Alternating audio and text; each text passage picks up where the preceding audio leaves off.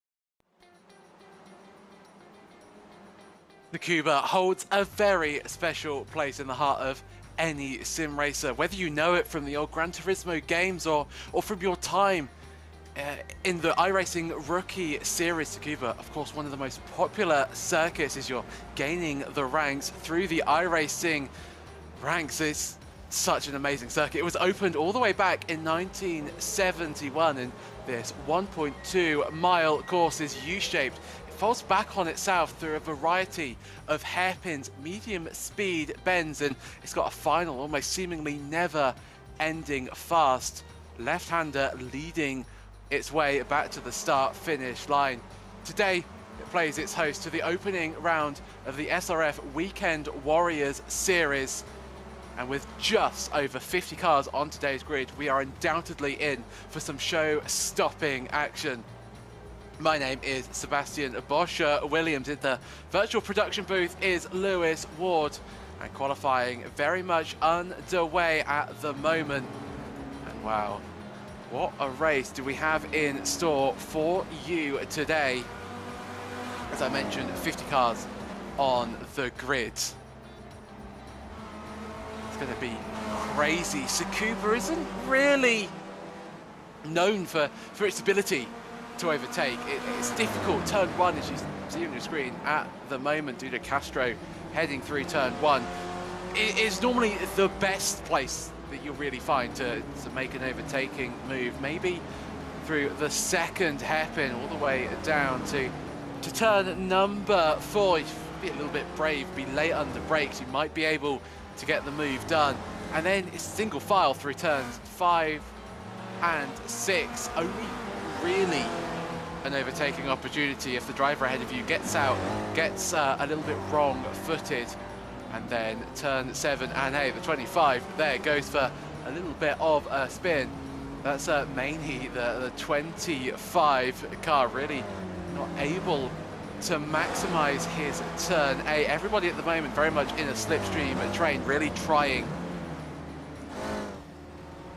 to gain as much time as possible. It's such a short circuit here. The lap times are just over the 1 minute mark. The fastest lap at the moment is Maurizio Nizelli with a 1 minute .54.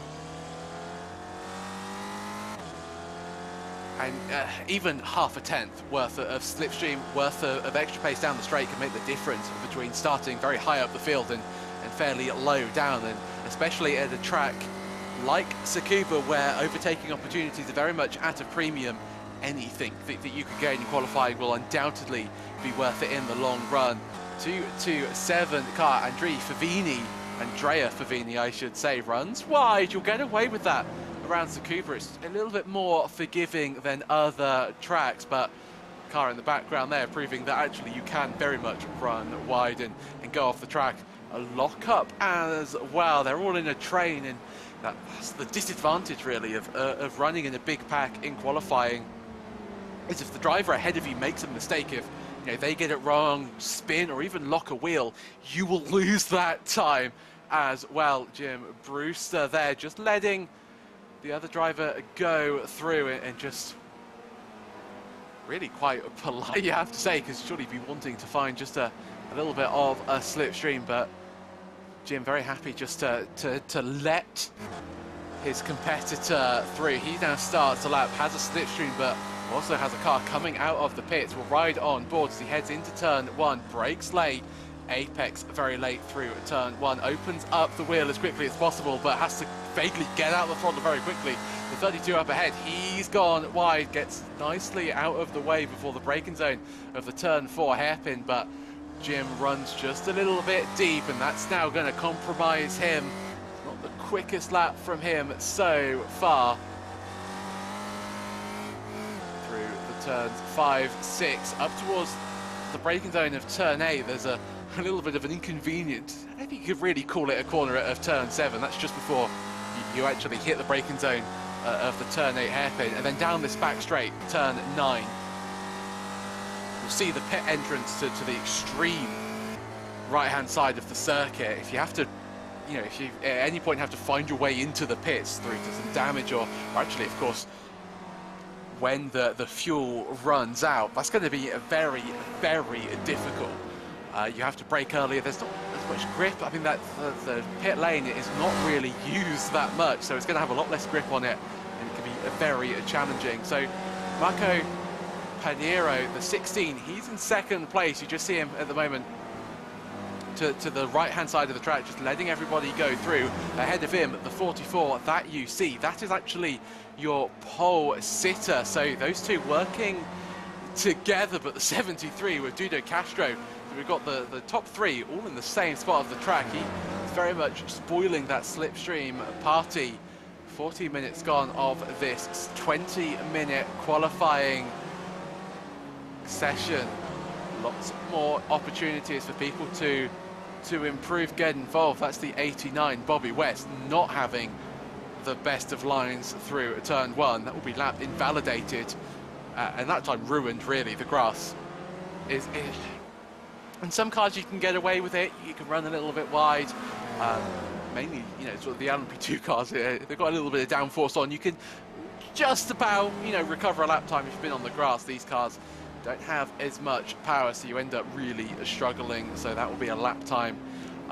It won't matter for Bobby West, so he'll have to find another chance to go again.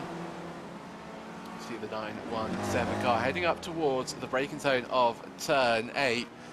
Very neatly through there. You know, the Spetford Racer, I always, whenever I drive it or commentate over it, I always think of a quote from actually Jeremy Clarkson back in the old school Top Gear days of when they used to do the lap around the track, and they used to say that the slower the lap time looks, the faster it will be. And what they mean by that is the less moments you have, the less sort of sideways action, the more grip that you're putting into just going forwards quicker is just better, so you'll end up going for a quicker time. So a fairly mundane, smooth lap will always be quicker than one that you're really soaring at the wheel, a lot of oversteer, a lot of understeer. And I think we're seeing that a lock up there. Somebody being very adventurous heading into the pits. Steve Elson decides to take a very acute angle into turn 1. He's got the 55 up ahead of him. That's not going to help him one bit. Dives to the inside, but that will compromise him further. I think we're now starting to see drivers tripping over themselves. So Marco Pinheiro, what can he do? He starts his lap. He's got Maurizio right up ahead of him. So first and second on basically the same point of the racetrack. It's quite amazing, in fact, that we're managing to fit 50 cars onto this 1.271 mile circuit. It would be amazing if they all managed to set a lap. Currently 45 out of the 50 drivers have set a lap time. Kenny Sutherland, Jonathan Gaston, Graham Brownlee, Andreas Bertoni and Chris Montgomery are yet to set any form of representative lap time. In fact, Andreas has tried 10 times. He's on his 10th tour of the circuit, but either getting slowdowns or just 1Xs has not been able to string a lap together. You see how much Pinheiro gained on Nasili through that final sector. Does Pinheiro involve? I wonder. Chris Montgomery has improved. He finds his way all the way up in... Actually, I just lost the position, but he is making his way up, so that makes it now 46 cars who have found a qualifying lap time so far. Pinheiro did not improve on that last effort. In fact, he went 0.02 of a second slower than he did previously, so Pinheiro not being able to improve. Chris Montgomery, in fact, did not set a lap time, so I do apologise. So he must have once again gotten an off track, and he's at the head of the field. He's got number 4 car, this car spinning off in the background.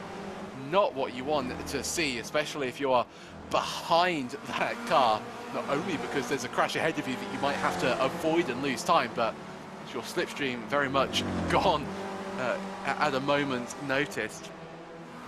Pinheiro, what can he do on this lap time? Can he improve? Can he find a better lap time? No, he was 2 seconds slower. So was Nasili ahead of him. Feels like a very tactical qualifying session at the moment, but Nasili, Pinheiro and Castro, your top three. You see at the bottom of your screen on the graphics, those yellow sectors indicate that nobody is improving. Jim Brewster, as you see, he's not improved on his first 3 sectors, couldn't improve in the final one to boot as well. Dantas 3/10 off his personal best. Bradshaw is one that has Haraski as well, improving through sectors 2 and 1 respectively. Can they improve on their overall lap times? I don't think they can, so they'll very much stay where they were. Paul Jackson, quicker through sector 2, Naselli, there you go, another higher up driver in fact to improve, but look at that, Pinheiro goes to the top of the timing stands by 0.03 of a second. He improves, so it's now Pinheiro quicker than Maurizio Naselli, and Duno Castro still in third, and I believe that is your top two's final qualifying attempts. They've both pulled off to the side of the track. Smith sets the fastest final sector, but doesn't manage to really reap the benefits of that. Weeman's quickest through sector 1, so is Dantas. So people now starting to push, starting to almost throw out any risks that they might have, or trepidation that they might have. It's the final few moments of qualifying. The timer ticks down, 20 minutes have gone, and everybody now must finish the lap that they're on. Megan Overstreet, the second, quickest through, or quicker, personal best through the second sector, I should say. What can they do? I wonder, the 044 car, but everybody now crossing the line. Montgomery's had a fairly storming lap, fast personal best in sectors 1, 2 and 3. He goes up to 32nd overall, 7th in class. Great job by him. Now everybody getting a little bit of crucial pit lane in practice, I think, as I think that will end up being a real game changer in today's race. You know, you can be as quick as you want to on the track. You can, or almost, you could be 10 seconds a lap, 20 seconds a lap quicker than the other drivers. But if you end up making a mistake heading into the pit entry, either run out wide, get yourself a penalty, or even hit the wall or another car, it all doesn't really amass to anything. You're not going to be able to use that pace. So I think, as we actually watch Megan head into the pit, you see how narrow this pit lane is. The grass is tempting you on the outside, and you've got that pit barrier that protects you from the Armco. If you hit that, it's fairly game ending or race ending, really. That's a very quick entry there from a car. Just didn't quite catch the number, but that is your qualifying session very much done and dusted.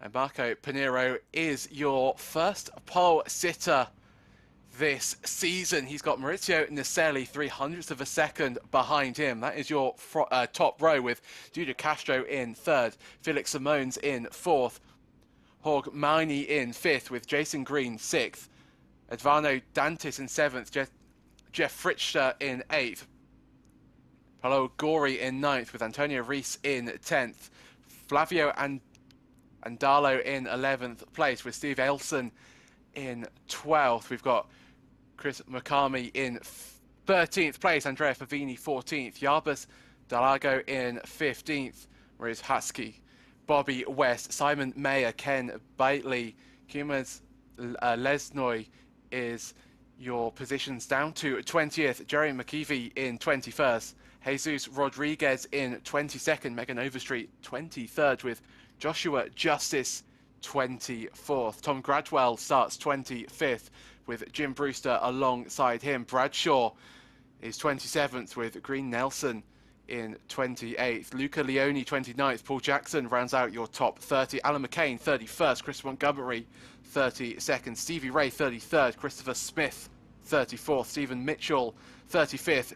Jeff Cantor, Kurtz Nunez, Yuri Cox, Caleb Patry, Marcus Burkick, Jeffrey Weemans, Philip Berry, Joshua Flores, Drazen Carr, Gary Wilbolt, Mark Sherman, Andreas Bertoni, Jonathan Gaston, Graham Brownlee and Kenny Sutherland rounds out your 50-car grid as you see them all lined up on the back straight, heading down into turn 9, the final corner. And what an absolutely amazing race we are in store today. As you see, your pole sitter gets away, so it's the 16. That's who you are looking at for your pole sitter. It's going to be up to Marco to decide when he wants to get this race underway, and it's all going to be about Maurizio reacting and then everybody filing their way down into turn 1. It's going to be an amazing race to get this season underway, and it's a good start there from your pole sitter as they head down towards turn 1. They're almost 4 wide in the background there. Risky business on the opening lap of the season. Round the outside, that's Steve Elton, very much keeping out of the way of all the trouble. They look like they've all managed to get through turn 1 without too much bother. It's still very much the same order for your top 4. But Dantas, he's up 2 places in 5th. Round the outside there goes an I-14 car. Very much almost IndyCar-esque. 2x2 through the banked turn 4 hairpin. But your top 4 remain the same. Dantas coming under pressure in the background there between 2 cars. He's gained 2 places on the start, but those 2 very much want their positions back. You see everybody, oh, there's a car across the grass. They're going to be so close to making contact with the 933 Jim Brewster there.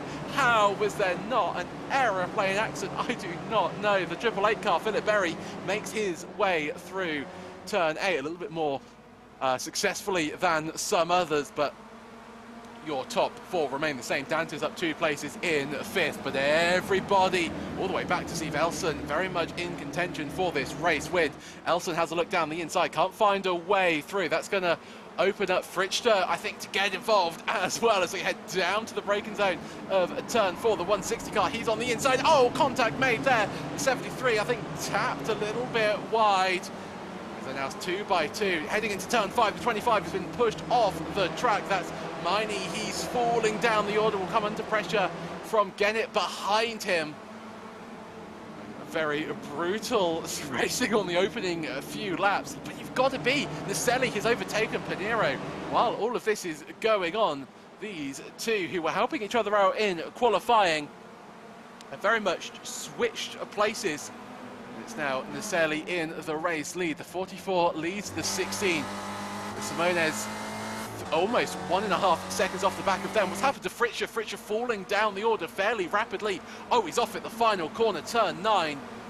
He's unlucky to not hit the barrier, but you see all the cars filing through, unaware that there's a slow car on the exit. We have a look at a replay now, and this is what happened to Jeff Fritzscher on the braking zone to turn 9. He's going to go a little bit deeper, or is it going to be a little bit of contact? Oh, it was quite a lot of contact. That was Dudo Castro, the driver who started in 4th place, just being a little bit brave under brakes and ended up not working for him. Jim Brewster just about in 21st place. So Jim, he's had a good start. He's up 5 places, as you see, side-by-side action.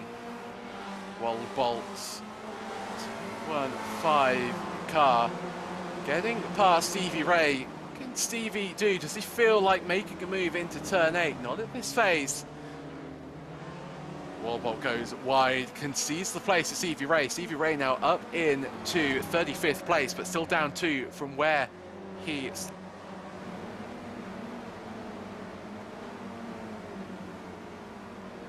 It's the tidy battle for 25th place. Reese is falling down the order. Oh, there's a spinner.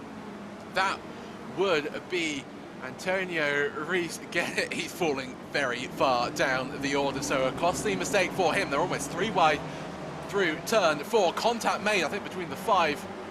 And that's not going to do your car any good. Almost touring car-esque levels of calamity on the racetrack at the moment. You see the 43 there of Jeff Fritzscher carrying the battle scar of his a little bit of an encounter with the 73 of Dudo Castro that took place a few laps ago. But you see everybody filing down the back straight, heading towards the braking zone of turn 9. But these 2 very much checked out at the front of the pack. The gap between themselves in third place, 2.2 seconds. Bobby West, he's in 12th place. What can he do? Can he make the move? No, in fact, he's more on the defensive than the offensive in the background. A little bit of side-by-side action. Reese trying to find his way through past Alan McCain. That's going to be for 21st place. So Reese very much starting that long road to recovery. 4 minutes and 40 seconds gone from the opening 40-minute race. And it's already had enough action to fill many races, but we are only getting started. Adam Bradshaw, I think he was the one that ended up bouncing across the grass, almost making contact. Castro, due to Castro's falling down the order, what has happened to him? I think drivers just getting past him. I wonder if Castro's been a little bit slow on the exit of turn 8. Bobby West trying to make his way down the inside of Andalo into turn 9, can't find a way through there, and that little look up the inside has almost given Hratsky a little bit of an opportunity to make the move himself. They're going to try and go 3 wide into turn 1. Just end up backing off. Hratsky stays behind, almost gets collected by Lesnoy. So easy to be done, especially when you've got a 4-5 car train ahead of you. They slow down so much more than you're expecting. Joshua Justice tries to find his way past Fritzster. Fritzster just losing more and more positions, managed to hold off the attack from Justice. Fritzster still in 23rd place, but Fritzster losing touch from McCain up ahead of him. In fact, McCain making his way past Reese. Reese, after that spin, it's fairly costly for himself. Alan McCain, late under brakes, gets sideways, has to really turn left into a right-hander, and that's going to allow Fritzster a little bit of a look, but I think Fritzster will have a little bit of straight line speed damage. That'll be hampering his overtaking capabilities, and McCain very much uses that to his advantage. Justice tries the long way around turn 9, tries to go all the way around the outside. That doesn't come to fruition this time, but Justice very much wanting to get involved in that battle. There's a spinner in the background. I think that's Delago spinning, everybody now having to avoid him. He's held his brakes very nicely. The 2-4-5, Ubias Delago gets out of the way very nicely. No contact made. Oh, there's another car off in the background. That's Rodriguez, Jesus Rodriguez, and he made contact with the wall. I wonder, that's going to be a sketchy rejoin. He needs to keep it very much to the inside of the track, which he does to his credit. So, having a look at Rodriguez, he's the 76 car. Is he going to lock brakes? So the 67 ahead of him's gone a little bit wide. Oh, and just tagged him, a little bit of almost a miscommunication on the exit of turn 4. Tend to see cars actually hitting the barrier at that phase of the racetrack, but clearly Jesus finding that tyre barrier today. Maurizio Nizelli, your current race leader, of course, started in 2nd place, now up into the leading position, but Panero very much keeping him company. They're actually starting to come up to a few lapped cars. It's Stephen Mitchell, the first driver that they'll encounter. Or drivers have already been officially lapped, but I think that's more due to just them coming into the pit. So it's not a true lapping or a true sort of lap down maneuver when you have to overtake the car on the track. Jim Brewster in 19th place, trying to find his way past Reese. Reese recovering fairly nicely. In fact, Fritzster in the background as well, not doing too badly himself. Brewster through turn 9 he goes. See Hawk Miney defending to the inside through turn 1. He's got Green right behind him. Green with a little bit of damage though to the front right of his car. That's not going to help him one bit. Oh, but Miney wide through turn 4 does well to not only hold the brakes to really stop any more of the spin, but get out of the way of Green coming through. And finally, after that fairly scary moment, will only come away losing 1 position. So Miney very, very lucky indeed. I think somebody's had a little bit of a spin in the background. Drivers now 9 minutes into the race. They'll be starting to push the cars a little bit more. The tyres will come up to temperature. The driver's confidence will start to be raising. Kurt Nunes, he's heading to the inside, trying to get past the 249 car. The 249 Paul Jackson, that's a lapped car, so he's not even really involved in this fight. It's probably why he took the high line. But Tony, in this sort of, you know, recovery drive, but Tony was one of the drivers who didn't manage to set a qualifying lap. Yorkmini still in 8th place. Tyres will be a little bit hotter than I think he'd like, and Murakima trying to capitalise on that. He's got Vivini, although between himself and Maidi, and you always get into this situation in the race where you feel like you might be better at overtaking the driver that's 2 cars ahead of you, or 1 car ahead of you. So, but if you are Murakima, you almost don't want to overtake Vivini. You don't want to get in the way. You don't want to cost yourselves time. You just want to allow Vivini his own space, his own time to make his way past Haratsky West. They're having a little bit of a battle through turn 9. You see in the background, they're side by side. Haratsky on the inside with West trying to go all the way around the outside of turn 1. It's not really a corner that you can do that, but he'll get a lovely run on the exit heading down towards the turn 4 chicane. Sorry, turn 4 hairpin. It's not a chicane. It's very much a hairpin, but Haratsky makes the move. McCain in the background, the 212 car, trying to get past the 933 of Jeff Brewster. Fritzster managing to get past both of these. So Fritzster on his way up the field after being tagged in the early portion of this race. 11 minutes gone of this 40-minute race. And we've already seen some absolutely amazing action. It's only, I think, going to get better from here. Brewster coming under pressure from McCain into the braking zone of turn 9. McCain forces Brewster to take the compromise, the inside line through turn 9. Will that give McCain a slingshot out down towards turn 1? It will not at this phase. You see McCain just trying to go that way, this way, and every other way to try and almost goad Brewster into making a mistake. Can't find his way through at the moment.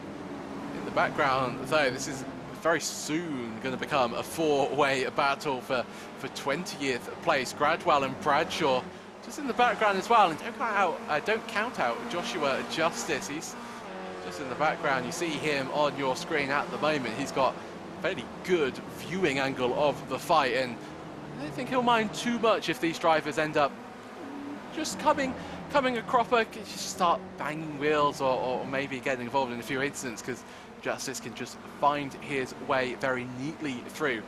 Andre Favini under pressure. That's a late move there by Murakima.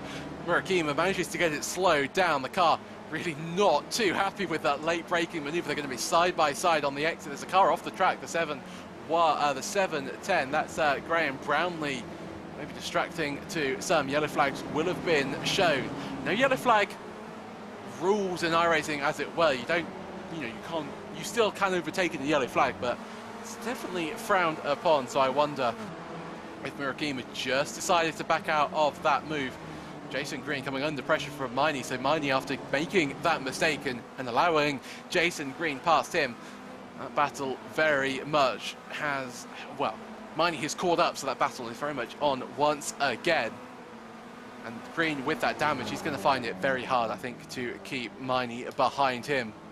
Yuri Cox in the 86 car, trying to find his way past Stevie Ray. So Stevie Ray has had some issues. In 35th, I do believe it, at one point of the race. We saw him making a few moves, but now I think he's lost another 4 or so places. He's in 39th.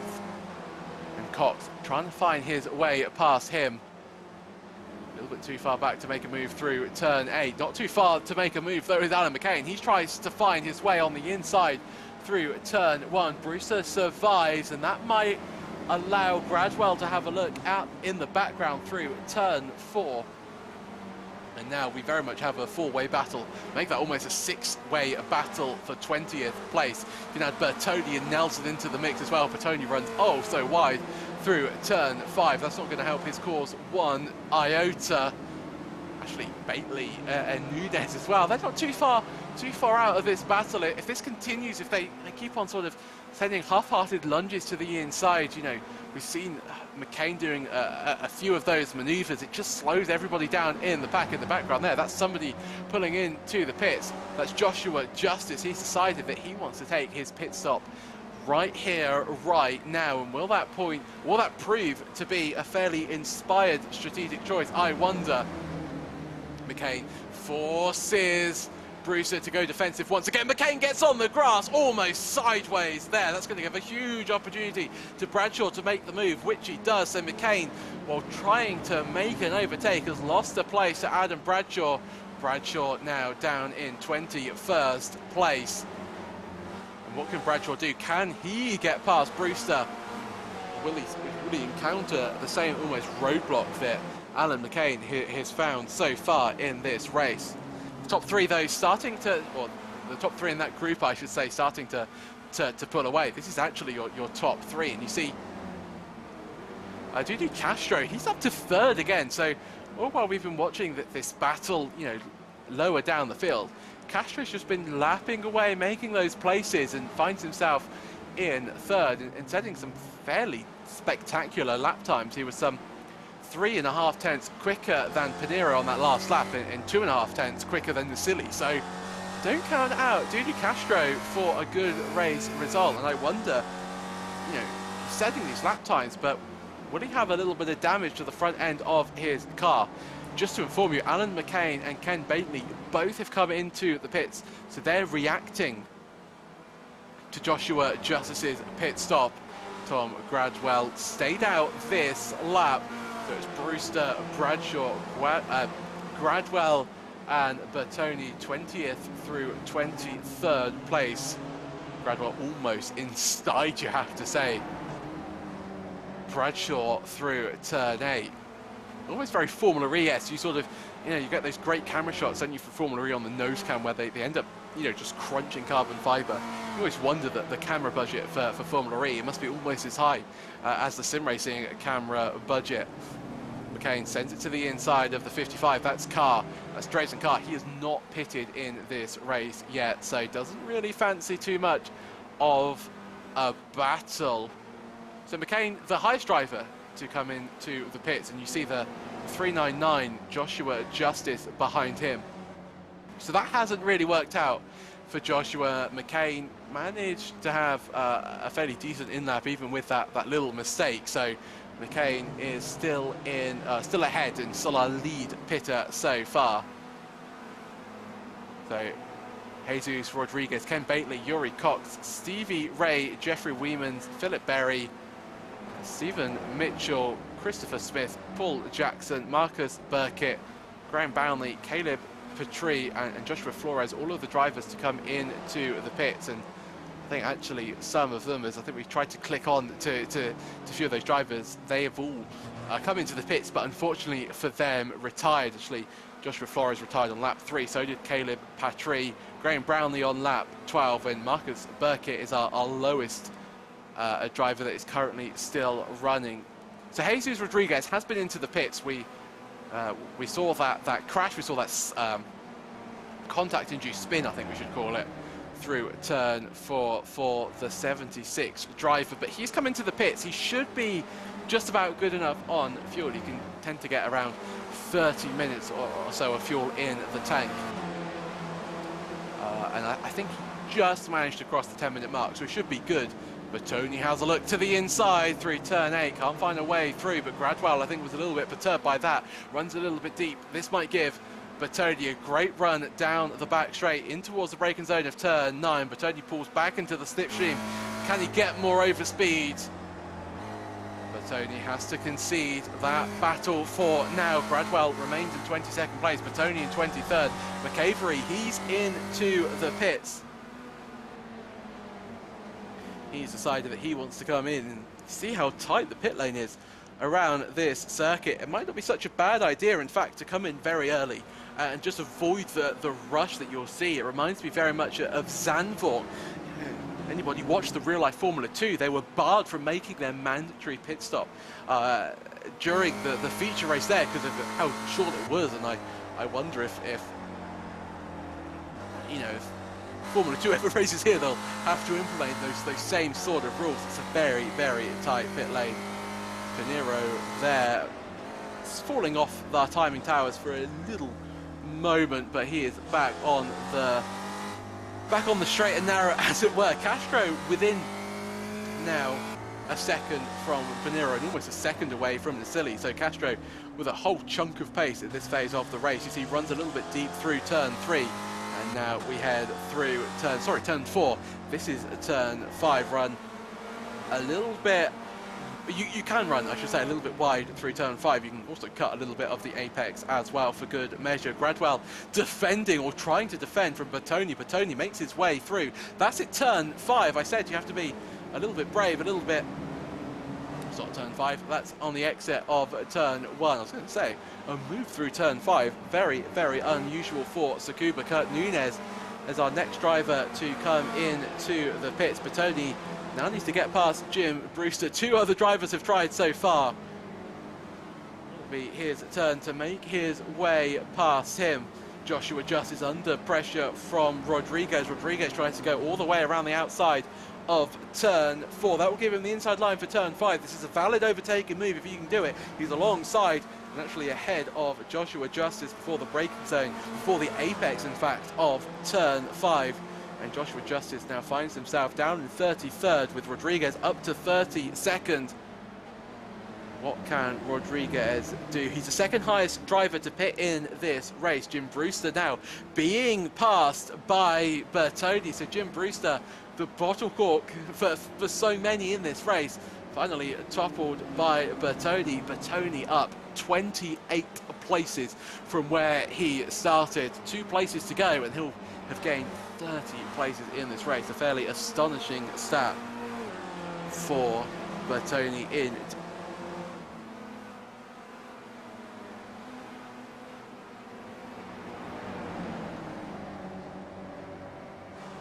the 89 of Bobby West in 13th place at the moment, with Haratsky very close for company. Mayer as well involved in that little bit of a scrap. Alan McCain we see on your screen at the moment. There's a spinner up ahead in turn 8. That's Gary Walbort getting out of the way, but somebody, I think, has got turn 8 a little bit wrong. Walbort tries to send it down to the inside of Alan McCain. Actually, no, that's a lapped car. I do apologise. So that's Haratsky involved, Miro Haratsky. So this is Christopher Smith, 347. He's going to enter into turn 8. I don't think it was a spin up ahead. I think it was just a little bit of a lockup. But Smith just runs oh so wide. I think he runs off the track. Just tries to get out of the way.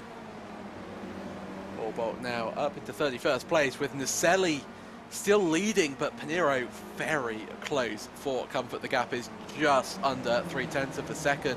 Naselli feels the necessity to pull to the inside to try and defend his first spot. Dudu Castro, I think is looking in a really good spot for this race. His last lap was, again, a tenth and a half quicker than the top 2.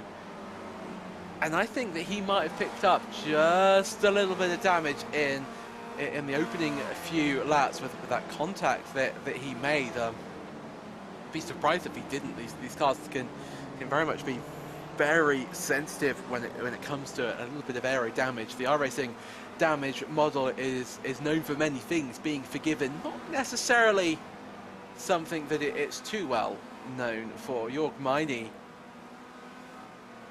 is under pressure once again from Favini. Favini and Green. Actually, no, it's Green that's putting the pressure on Meine with Favini just in the background. See, he'll all head through turn 9. Jason Green. Then we've got Jorg Meine. Then we've got Evadro Dantas. He leads this little pack at the moment. They're falling off the back of Elson, so almost feels that Meine needs to get the move done, needs to find his way past 6th place to get onto the back of Elson to try and and progress further in this race, because we've seen, you know, from Brewster, if you get caught in a train behind a car, it can be so difficult to really make too much of an impact later on in the race. Frichter makes his way past Leone, so Frichter finds himself in 26th place as the car having a little bit of an issue, at least on my screen in the background there, gets away with it. Network issues, that can be so distracting. Even if you're ahead of the car, even if it's a lapped car, you're not racing, just that distraction, you're always on the edge of concentration in these cars, can just put you off so immensely. Right, this is crucial now. It's Naselli, Pinheiro, Castro, your top three. They're coming up to a big train of lapped cars. You see the 44, he is your race leader. Pinheiro second, Castro third. Their first driver that they are up to lap is Stevie Ray, the 911 car.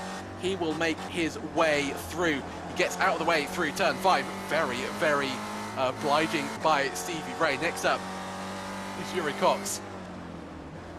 The braking zone we head isn't as polite as Stevie Ray. Cox doesn't have any entitlement to get out of the way, but it certainly will not help his cause to stay in the race lead.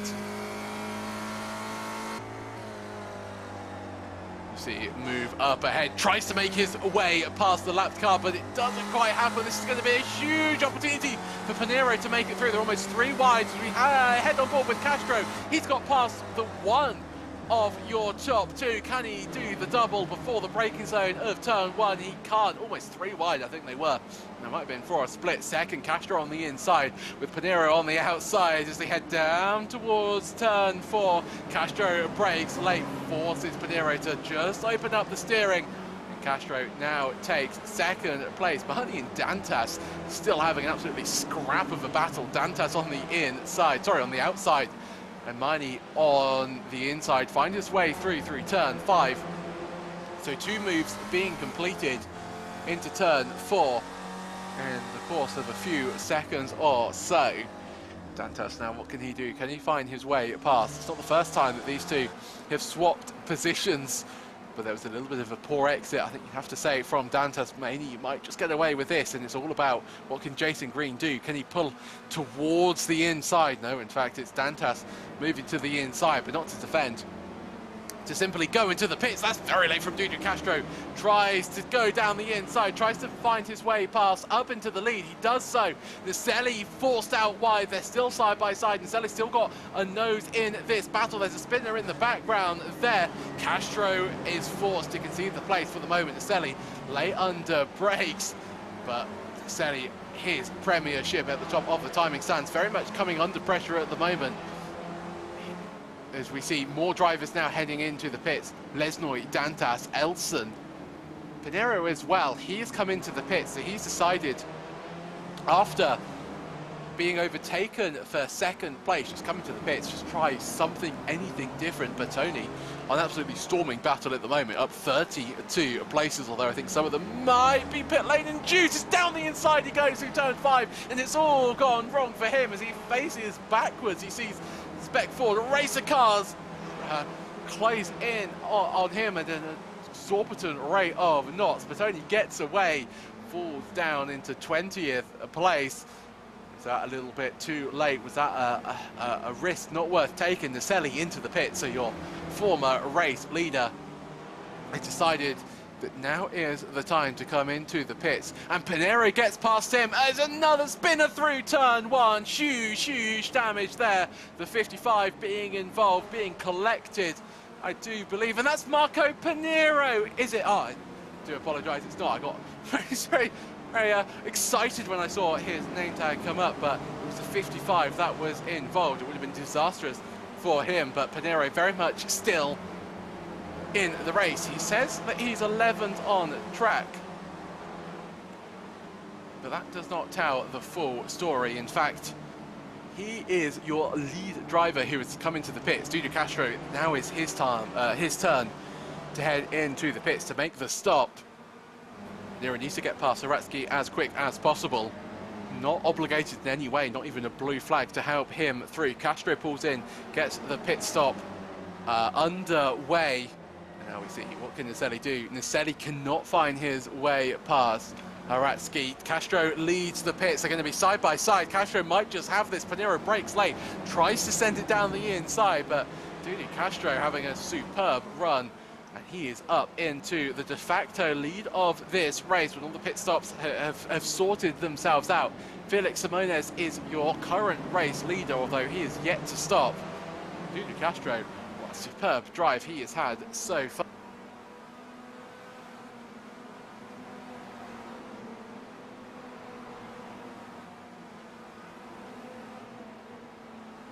Money after all of the action, all of the intrigue that he's been involved in so far in this race.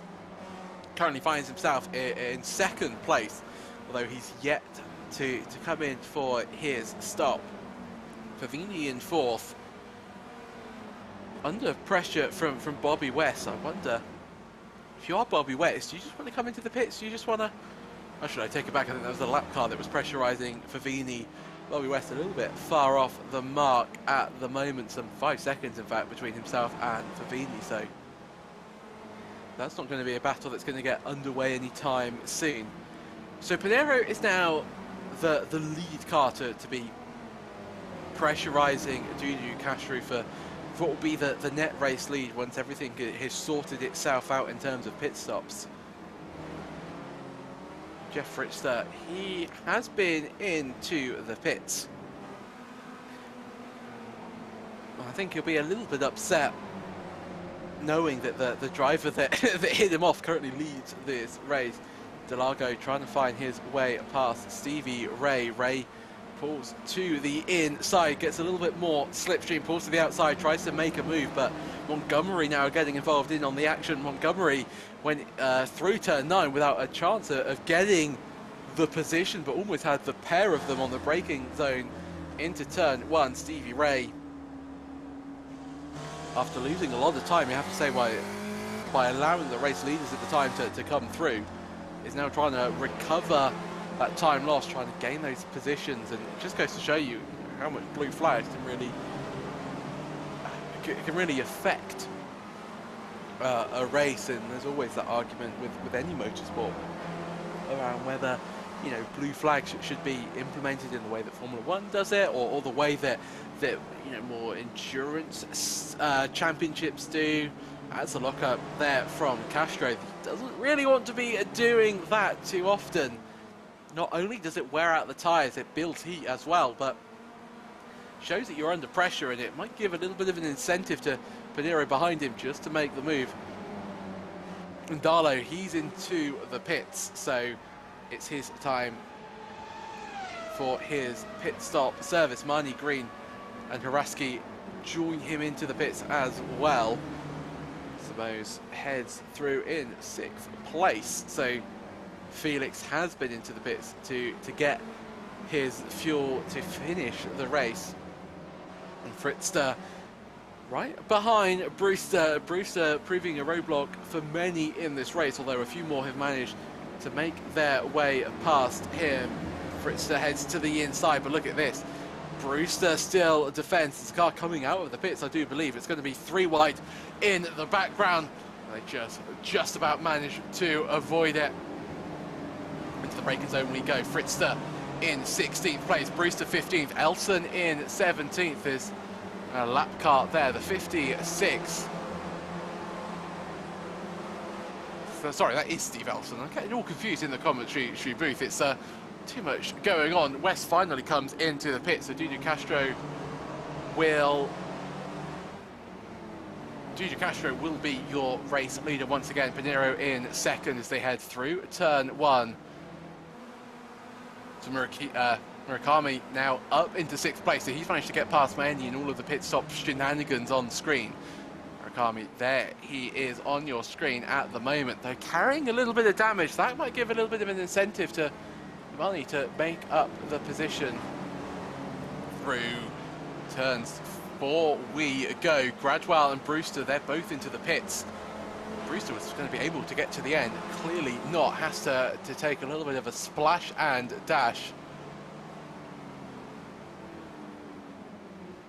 33, almost 34 minutes gone of your 40-minute race here for the opening round of the Season 4 of the SRF Weekend Warrior Series, and Castro has had a superb opening race to the season so far. He started in third, made his way up into first, and Pinheiro and Nicelli unable really to produce the pace that Castro is able to find at this moment. Fritz now under pressure from Elson, tries to defend to the inside, but he can't. Elson is already there. Elson makes the move and heads up in to 13th place. Unlucky for some, not for Elson. Make that 12th as Murakami into the pit. So actually, Murakami not pitting. I thought he already had. But Murakami really taking the award for some of the longest stints that we've seen so far. The only other driver actually to not stop yet is Simon Mayer. He's currently in 4th place and has not stopped yet. I was chatting to some drivers before the start of the race, and they were saying it's about, oh, and Mayer spins on the exit to the pit lane. Oh, and he rolls back onto the track, onto the apex of turn 9. That's going to be, oh, so dangerous. He's going to have to refine reverse gear, which he can, but he can't go too far towards the apex, as he's going to have cars steaming in at a great rate of knots. But I was surprised we haven't seen more drivers actually end up spinning. I thought Mayer was going to be able to go to the end. I was talking to some drivers and they were saying, you know, it's about 30 or so minutes of fuel, so to be able to make it to 35 is fairly special. Murakami now trying to get past, or being passed, I should say, by McCain. McCain heads to the inside, can't find a way through there, decides to go around the outside. That might give a little bit of an incentive for Bradshaw in the background to get involved in the action as well. Rodriguez, don't count him out. Both Bradshaw and Rodriguez getting unlucky at the race. Oh, a little bit of contact between Bradshaw and Rodriguez. They all get away with it. Bradshaw runs a little bit wide. That allows McCain to survive in 17th place for the time being. McCain a little bit wide. Watch now as we head down towards the braking zone of turn 8. Bradshaw on the inside tries to make the move. Gets it slowed down very nicely, but McCain, oh, but on the power, Bradshaw just gets a little bit too eager on the throttle. That might allow Overstreet to get involved as well. Bradshaw loses 1 position. Will he lose 2 before the braking zone of turn 9? Overstreet tries to go all the way around the outside, and she now finds herself up into 19th place. Bradshaw demoted to 20. Elson has headed into the pit. I think Elson, another driver actually not to stop, so drivers even finding even more fuel mileage out on the circuit, which is fairly incredible. Although Joshua Justice, one of our drivers that stopped earlier on in the race, one of the first pitters, cuts across the inside of the 933. That's Brewster. Jonathan Gaston getting involved as well. And that early pit stop has not worked out for Joshua Justice whatsoever. He finds himself in 32nd place, and you know the drivers he was racing, you know, McCain, Elson, they're currently in 16th and 17th. But look at this, Studio Castro under pressure from Bonino, and they spin, high drama, and they tag Nicelli as well. The top 3 all fall crumbling down the order. Pinheiro, Nicelli, and Simones heads up into 2nd place. Nicelli somehow manages to escape that almost scot-free. Nicelli leads this race. He drives through a little bit of tyre smoke there. Another driver locking up the brakes. As you see, that's the 33. It's very much to the inside. But what has gone on there? And where on the track is Castro, I wonder, because I don't quite see him at the moment. Dudu Castro was in the pits, so that's his race done and dusted. And have a look at the replay and you see, oh, that's a very, very heavy hit to the inside. So Castro, the gap was about 3/10. And it seems that Pinheiro sort of made a move down the inside and ended up making contact. You have to say Nicelli was highly unlucky there to be involved. It was just the way that the car sort of came together and then bounced off each other, and only that they can only really in a way that iRacing can produce. Weeman's coming under pressure from Cantor. Cantor tries to go all the way around the outside of turn 8. Can't really find a way through there, but that's going to give them a great slingshot off turn 8, heading down towards turn 9. Cantor, though, has a little bit of front end damage.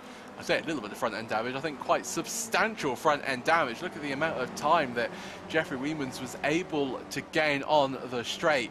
And it's always frustrating when you're driving a car that's so damaged, because you might be, you know, as quick as you like through the middle sector or the twisty, the difficult, the technical corners, but as soon as you hit a straight, you just lose so much time.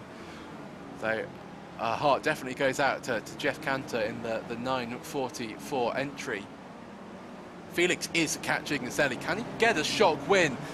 Simone's not really been in contention for this race win. He's just been quietly lurking in 4th place, just lapping away, keeping the car clean. He's now gaining on Naselli. Has Naselli picked up a little bit of damage from that contact between himself and Marco Pinero? I wonder. Simone's a little bit wide through turn number 8, and is that going to seal the deal for Naselli? 40 minutes ticks over, and I believe this might just be the end of the race. You see how much Simone's gained on Naselli through the final back straight. Can he make the move through the final corner? He's going to try. They're going to go side by side, but it's going to be Naselli who wins from Simone's by 0.05 of a second. It'll be Pinero that will come across the line to claim the final podium places, mainly in 4th, and Green in 5th, and Andrea Favini in 6th place.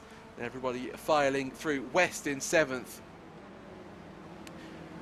Reese in 8th, Fritzster in 9th, superb recovery drive by him, and then Darlow rounds out your top 10. Everybody now battling their way to the line. Murakima trying to find his way past Elson, cannot do it. He will have to settle for 15th place. Elson in 14th. Gradwell comes across the line, the 909 car could not get past Bradshaw. Oh, there's going to be contact there between Gaston and the 70s. Gaston and Joshua Justice is phasing backwards. There's going to be a huge crash at the final corner of the race. Cars flying everywhere. Can Joshua Justice even get to the finish line? Well, there's more spinners in the background there. That's the 944 car. Who is that? That's Cantor involved. In fact, they're actually classified as being in the pit lane. And Weemans is going to get through, so he's going to retain his position. But a very highly unusual end to the race, and Jeff Cantor comes across the line in 30th place, and I think is going to start to drive down backwards down the grid, which would, I don't think, be too surprising after that amazing end to the race. We saw as there's a huge incident in the background there, but everybody has finished their race, and it's very much SRF Weekend Warriors, or SRF Destruction Warriors. Everybody, just the amount of bodywork that's flying there. Real advertisement for the iRacing new damage model. Bonnets flying off the cars. I always tend to find that when you drive a track like Tsukuba, it's so small, tight and twisty, you almost have this sort of pent-up anxiety, the pent-up rage. It's very strange, and it can always you always sort of need like a cathartic outlet. As you see screen your qualifying results at the moment, just to remind you that it was Pinero your pole sitter, Naselli in 2nd place, and Castro in 3rd, but that all changed when we got to the race. Maurizio Naselli, your race winner by 0.04 of a second over Felix Simones in 2nd place, with Marco Pinero recovering to 3rd, York Miney 4th, Jason Green in 5th, Andrea Favini in 6th place, Bobby West 7th, Antonio Reese in 8th, Jeff Fritzster in 9th, Flavio Andalo rounding out your top 10, Kazumi Lesnoy in 11th, with Miri Haratsky in 12th, Jerry McCavery 13th, Steve Elson in 14th, with Chris Murakimi in 15th, Alan McCain 16th, with Jesus Rodriguez 17th, Megan Overstreet 18th place, Adam Bradshaw in 19th, with Evadro Dantis in 20th place, Simon Mayer 21st, Tom Gradwell 22nd, Gary Cox in 23rd, Ken Bately in 24th, Yarbus Delago 25th, Stevie Ray in 26th place, Jim Brewster 27th, and Joshua Justice limps across the line in 28th place.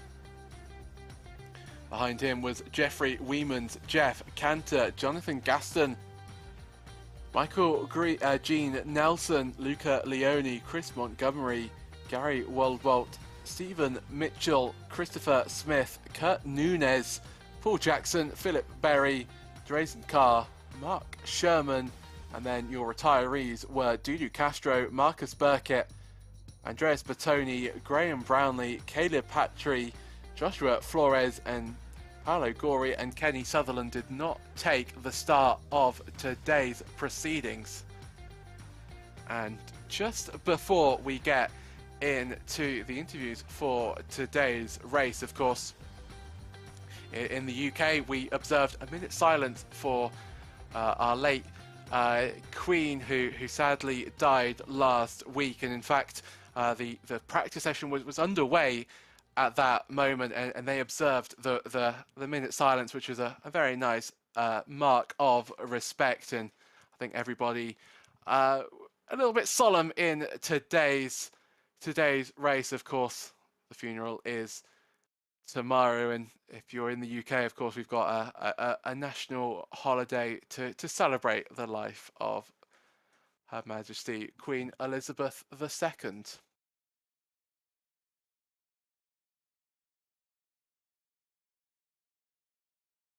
But I think it's probably time to have a little bit of a chat to some of our drivers in today's proceedings, and we might be able to talk to our second place driver, Felix. Welcome to the commentary booth. I was just about to, I was preparing my questions a few laps before the end. I was thinking, oh, you must be pretty happy with that race, but are you a little bit disappointed that you couldn't just quite get the win there? Yeah, I should say no, I'm not. No, but yes, I was like, okay, I think I'm gonna get him. I don't know, it was like 500ths of a second or something. Yeah, It was, uh, yeah, 500ths, yeah. yeah, it was just plain luck. Honestly, those three guys, Panero, Nazelli, and Castro, they were way faster than me. So I was, yeah, as you said, I was happy with the fourth place. I didn't expect that to do that well during the race, to be honest. Yeah, I just tried to not do many mistakes and get what I could get. In the beginning, I had a slight touch with Castro. I made him lose control, and then he spun on the next corner. Maybe I don't know, break too late. But I'm glad he didn't lose too much time with that.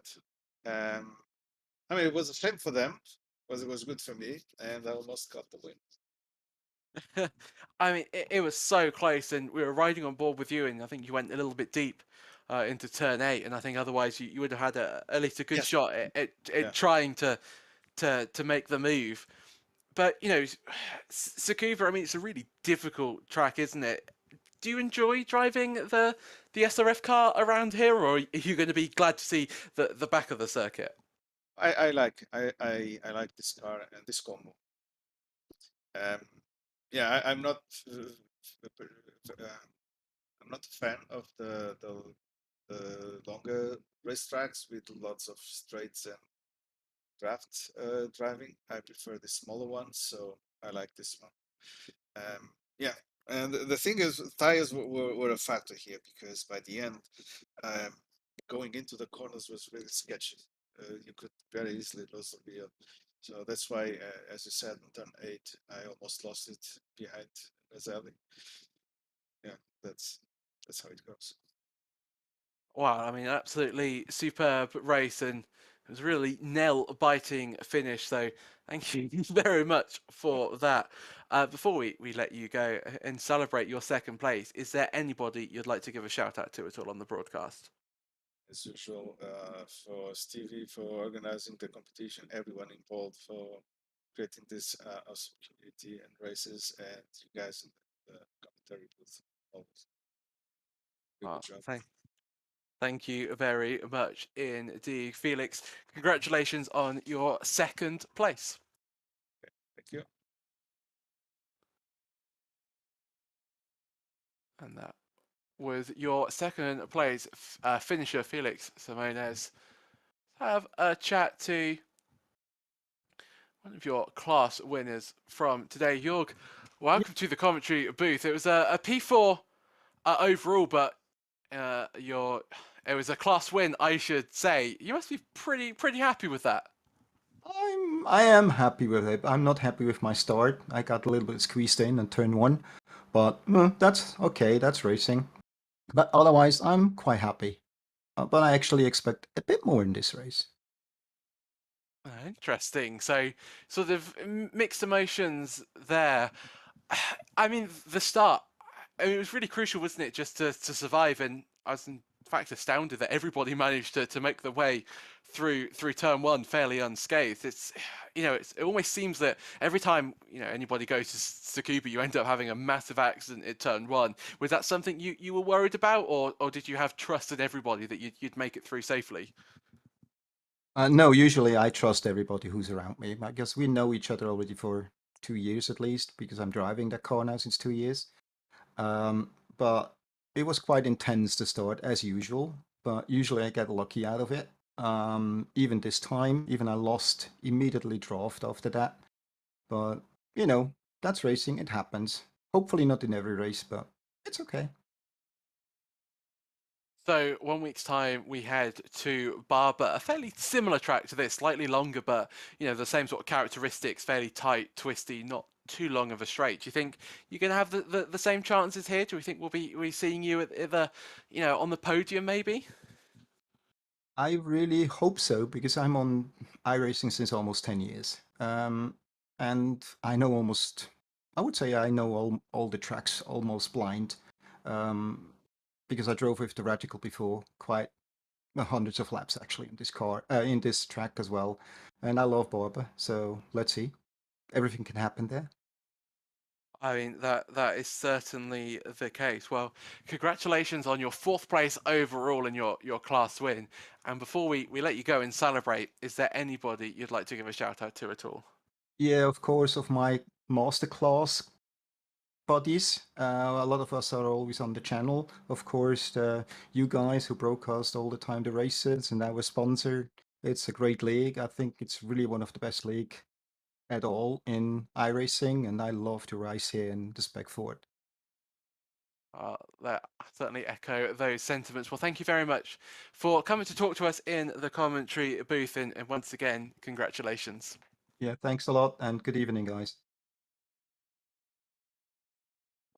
Was your fourth place finisher, and I think we've got time for one more interview, and let's have a chat to Stevie Ray. Finished 26th overall, 8th in class, but Stevie, that seemed like a fairly crazy race out there. Yeah, a little bit, but I mean, you put almost 50 cars on a short track like that, and it's going to be a little crazy. But I don't know. From where I sat, I got to watch the broadcast. It seemed relatively good. I mean, you know, there's going to be incidents and stuff with that many cars, but we've got a good group of guys.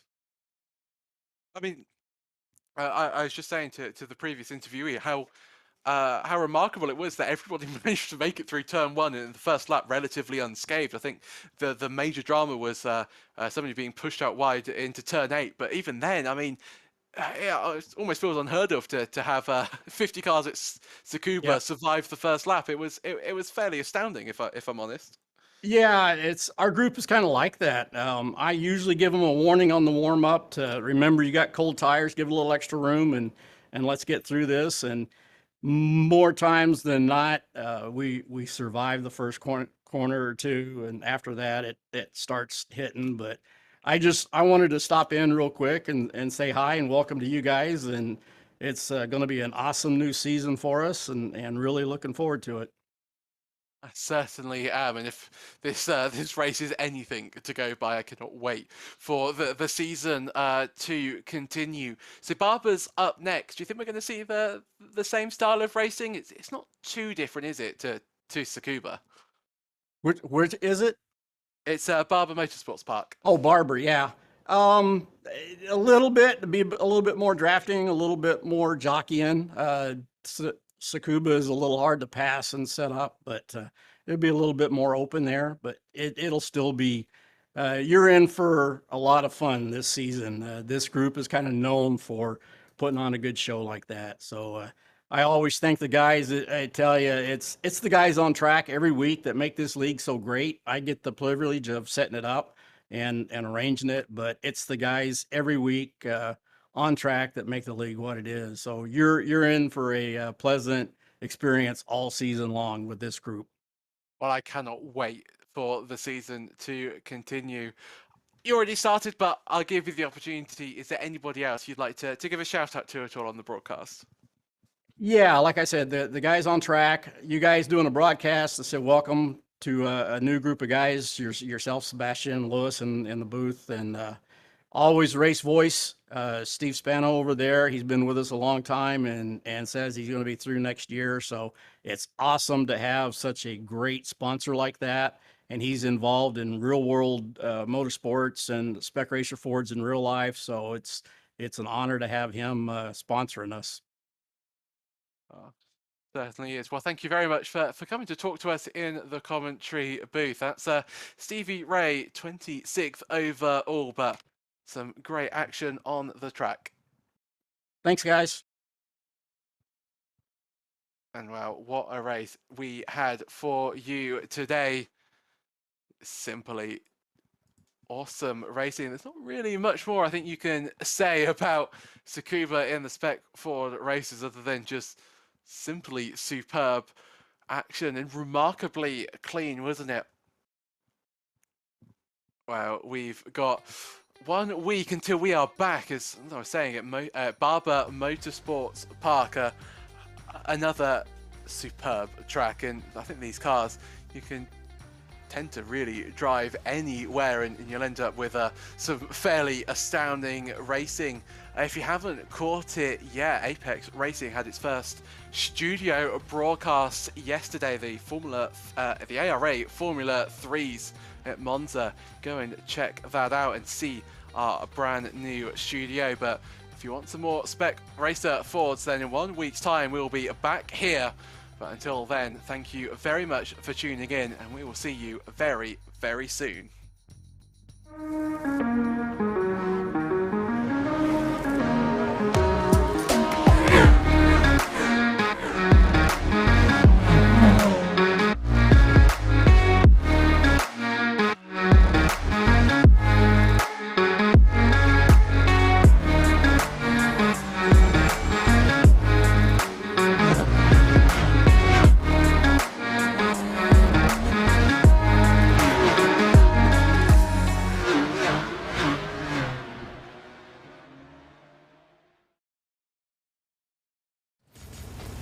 Are you struggling for consistency in your sim racing? Does your iRating look like a roller coaster? If so, we have good news for you. The way to get more consistent is to first understand what you're doing differently than the professionals. And VRS is the answer. With our competitive subscription, you will have the telemetry, setups, tutorials, and everything else you need to fully analyze your driving. Our data packs and the ability to compare your driving with the best in the world will show you exactly where to adjust your inputs, change your driving line, and shave seconds off of your lap times. And our powerful and precise Direct Force Pro wheelbase and precision pedals are being used by some of the world's best drivers. All these champions agree that VRS hardware is not just the best on the market, it's also priced well below the competition. So if you're looking to upgrade to direct drive and the best pedals in sim racing, VRS is your answer. If you want to get better, get faster, and make it happen sooner rather than later, you owe it to yourself to find out why so many people are switching to VRS. You'll be so glad that you did. Visit www.virtualracingschool.com and learn why the best use VRS.